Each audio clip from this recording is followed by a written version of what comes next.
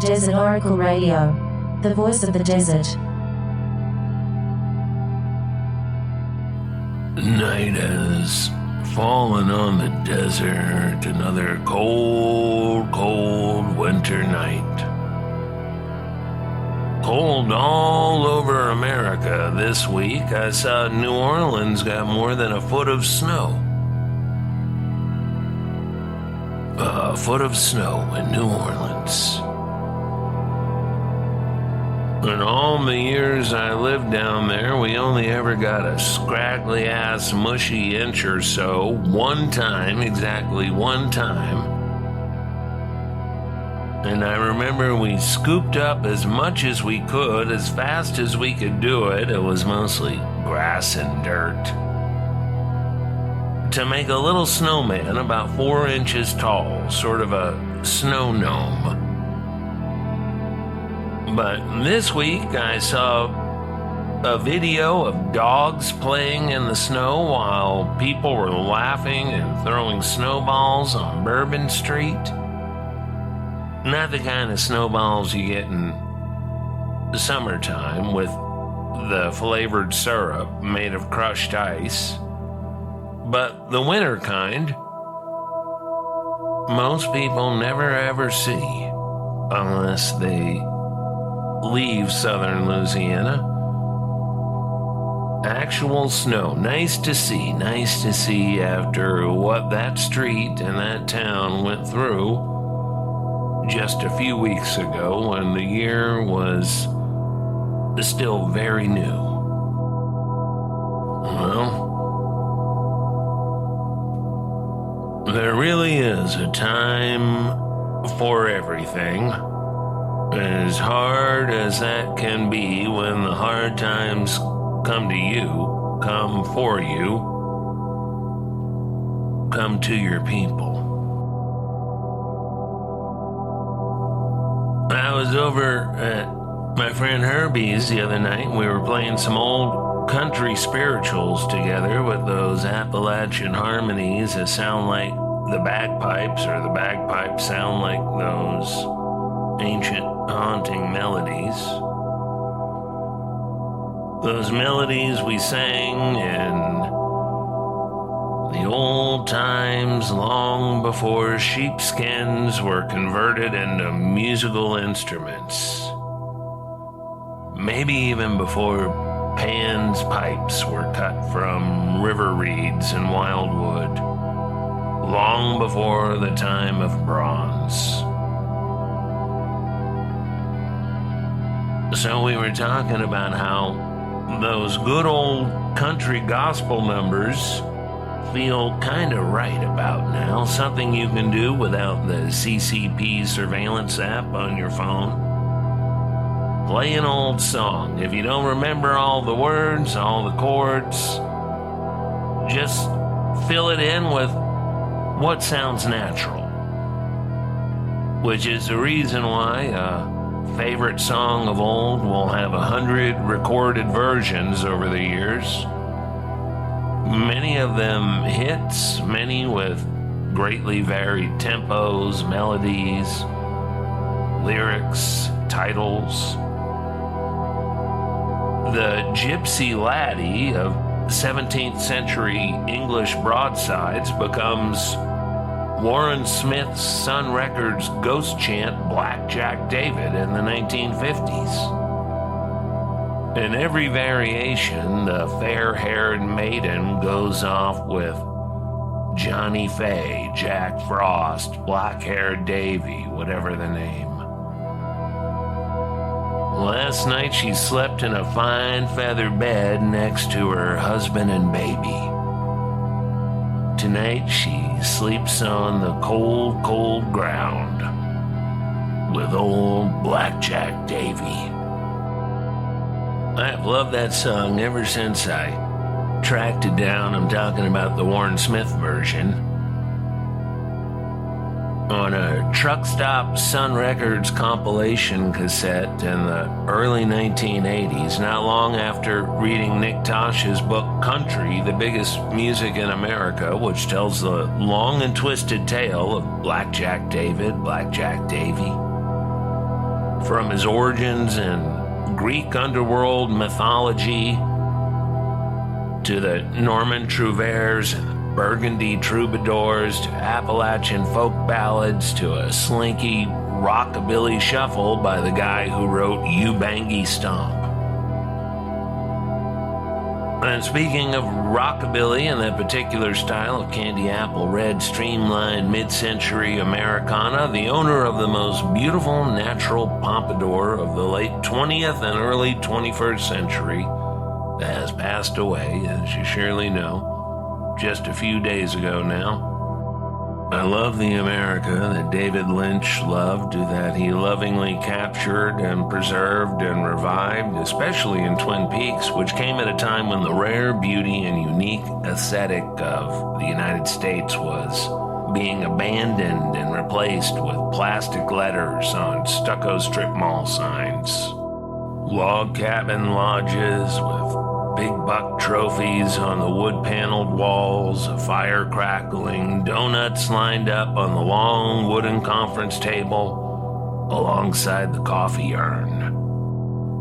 That shot-on-location, self-contained movie released as the pilot episode of Twin Peaks sort of reset the culture for a while. I guess the 1980s into the early 90s were overall kind of reaching back to the golden age we could still see the ghost of on the afternoon television reruns. Davy Crockett, Mary Tyler Moore, Ronald Reagan on Death Valley days. There was even a rockabilly revival that made the pop charts. Girls wore poodle skirts and saddle shoes. Boys wore tight Levi's and tall pompadours. If you're looking around the cultural landscape today and realizing the last giants are passing on, well, you are right. That's how it goes. Every 100 years, all new people.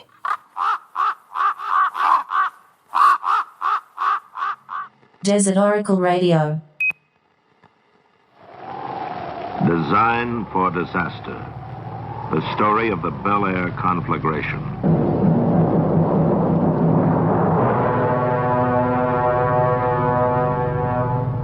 Santa Ana. Indians named it Santana, the devil wind. When it blows, plants wither, trees and brush become crackling dry. Atmosphere grows tense, oppressive. People tire easily, argue more. Even the suicide rate rises during the months of the Santa Ana. Warm, dry. This climate plays an important part in attracting over 3,000 people a month to the city of Los Angeles. And some move up to the scenic, secluded hill areas, where lush California vegetation softens the ridges and valleys for miles in every direction, and breezes blow clean through native growth. And increasingly strong during the late fall months of the Santa Ana, and dangerously dry when there has been no rain. It is during this unstable period that firemen most fear the potential. The potential of 134 square miles of thick, dry chaparral and oak, all within the city boundaries of Los Angeles, classed by experts as the fastest burning ground cover in the Western Hemisphere. And nestled in that cover, one of the greatest concentrations of high-value homes in America, a serious problem in fire protection under even the best of conditions. On the morning of November 6, 1961, fire department dispatchers find conditions far from the best. Santa Ana winds are strong, gusty. Humidity and moisture content of the brush rock bottom. Fire danger extreme. At 8:03 a.m., a condition of high hazard is declared throughout the department. Standby companies are moved up to stations near brush areas to strengthen the circle of protection. But even as they move, trouble strikes. At 8:15, an alert of fire is relayed to the officer in command of Mountain Firefighting Unit. Mountain Patrol and all units concerned. They reported brush fire in the mountain area, 3600 block Stone Canyon. The division chief responds immediately. Clouds of brush smoke are already visible on the ridge. The chief calls for additional companies. The fire, starting from its point of origin north of Mulholland on Stone Canyon, spreads out along canyon walls in three directions. First arriving units succeed in stopping it on the north, east, and west flanks before it reaches threatened homes. But there is no stopping it on the south. Winds are driving the flames fast and hard toward Mulholland. The chief declares a condition of major emergency. The master plan of defense against a serious brush fire begins. Support from air tankers is requested. 15 additional engine companies roll out. All key personnel are alerted and special mountain firefighting equipment dispatched. Deputy and division chiefs move up to take command of field units as radio messages crackle in. The fire is over the top. It's heading straight down Stone Canyon. Engine 31, 45, 46, and 67 move directly into the fire. Fire has jumped Mulholland at the crest of the Santa Monicas, headed toward Bel Air. To these men, brush fires are routine, but this one is pushing them hard. The flames take a run along the canyon slopes, heading uphill toward the ridges. Firemen with high-pressure hose streams knock the fire down as it tries to make the jump as it did over Mulholland. But in the canyon between, along the wide sweep of fire front traveling unchecked with the wind, there lies the problem. Rough terrain impedes fire crews in meeting the flames head-on. Fire fans out to sweep up canyon walls, threatening residential areas ahead.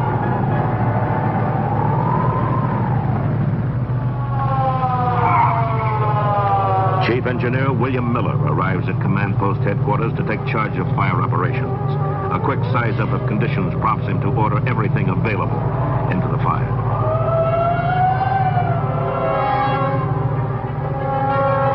Time is vital. Fire is spreading, growing by the minute. Air tankers sweep in.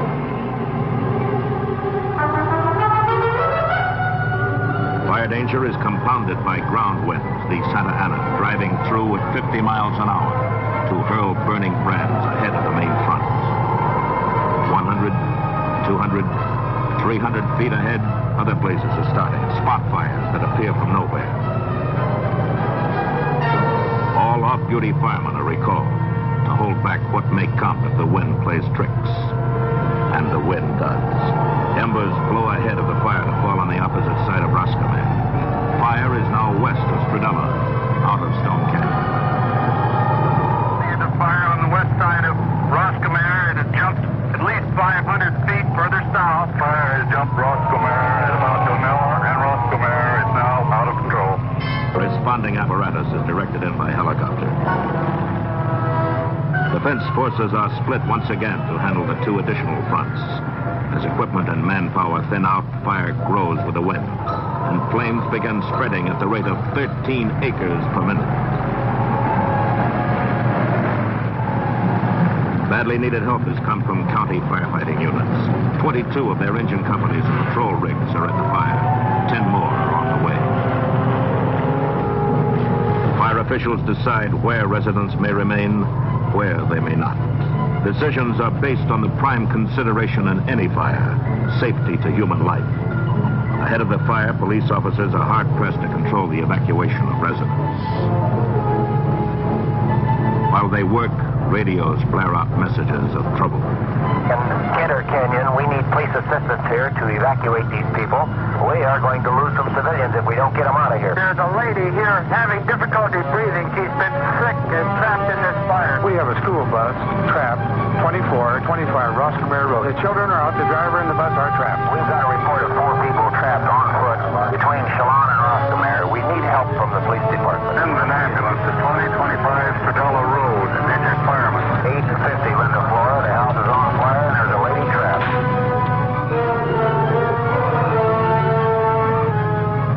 Sightseers add to the problems. Police are forced to arrest many who move in to get a ringside view of disaster. And disaster it is. In the canyons, along the hillsides, on the ridges, houses are burning.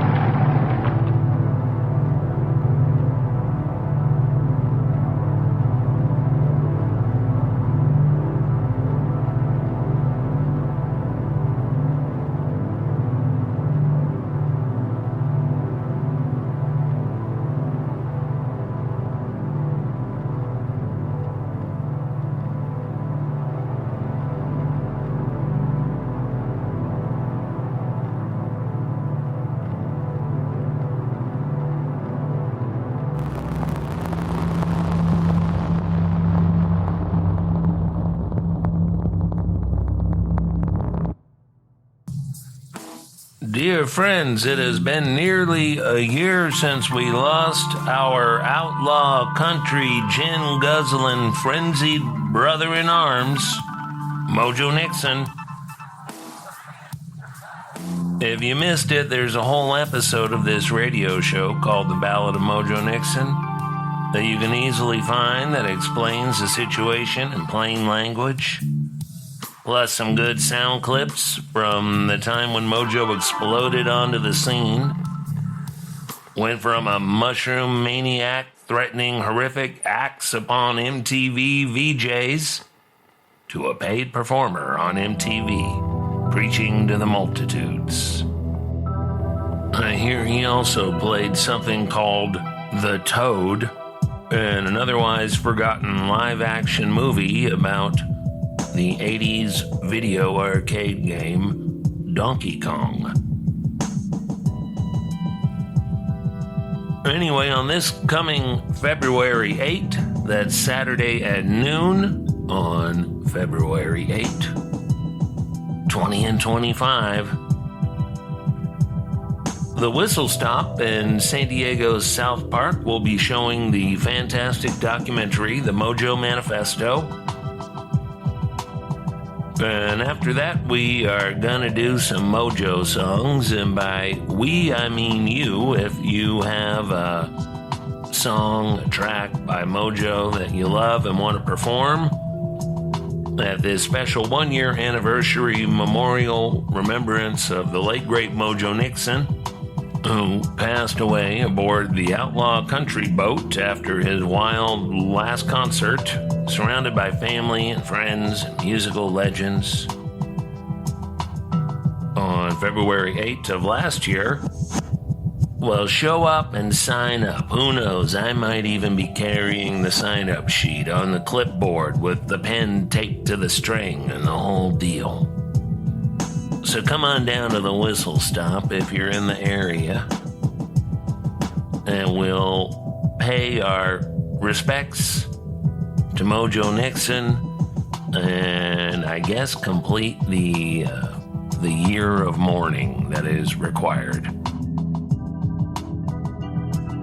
And speaking of music that moves the soul, on this radio show, Desert Oracle, we are lucky to have these soundscapes, which are composed and performed by RedBlueBlackSilver. And speaking of those mesmerizing back roads and beauty shots of the waterfall and the forests and the mountains of the Pacific Northwest,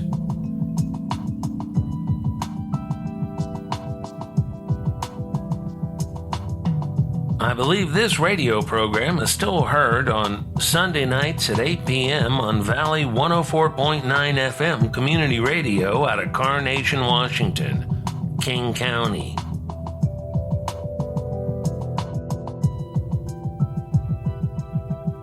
Go get yourself a slice of pie and a cup of coffee at the diner. Oh yeah, you can pick up this radio show the whole drive up. Sundays at 8 p.m. And in Joshua Tree, Yucca Valley, 29 Palms, Pioneer Town, Landers. Did I leave out anything? Maybe I left out Wonder Valley. Friday nights at 10 p.m. on Z107.7 FM KCDZ, Community Radio in the High Desert. It was sort of nice to see the people online kind of agree on something for once, because they all pretty much love David Lynch, or at least pretend to, now that he's gone. Oh yeah, there were the usual scolds showing up to ruin the memorial, saying David Lynch was bad news for promoting transcendental meditation, like it's a bad thing to sit down for 15 minutes and clear your mind and breathe. As every sane and or creative person does a couple of times a day, regardless if it's formal prayer or meditation or a quiet walk in the woods, the welcoming woods, the dark forest.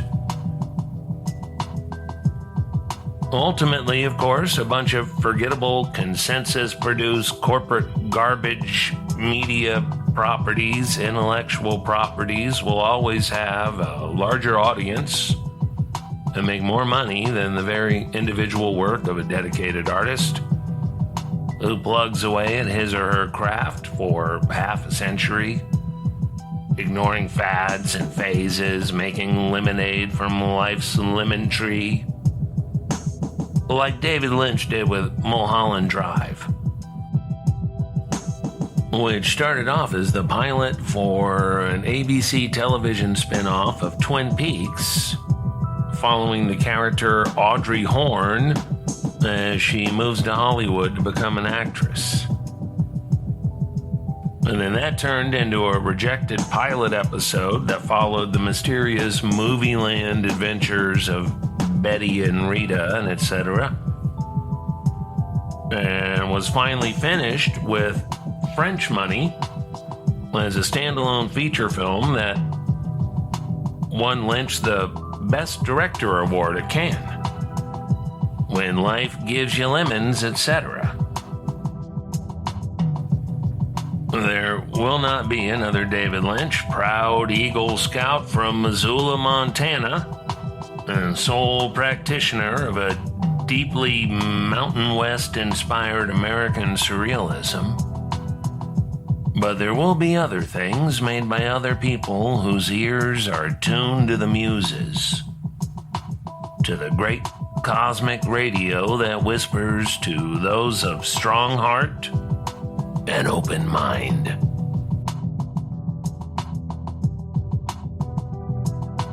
It is still early in the year, and the good news, the gospel truth, is that the kingdom of heaven is here around us, and generally we do not see it. Sometimes because some very real horrors are all around us.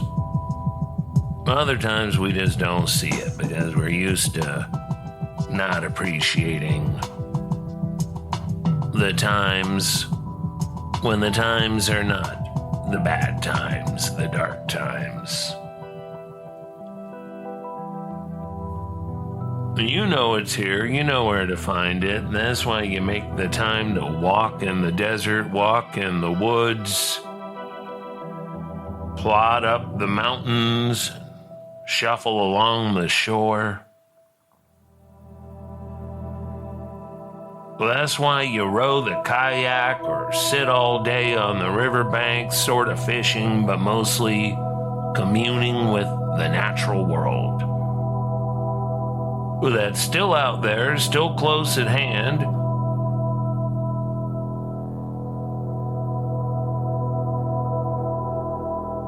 But that's why we fall in love, raise our children, talk to our dogs, brush our teeth. It's worth it, generally speaking, it's worth it. Times of strife and change are also the times of the greatest creative energy, like the oft-ridiculed Middle Ages, the so-called Dark Ages. Like the good old monks of times past, now is the time to protect and nourish the beautiful, the intellectual, the philosophical, the spiritual. We will do it in various ways, as people always do. But let's just not forget to do it. 'Cause it makes everything better. That's no lie.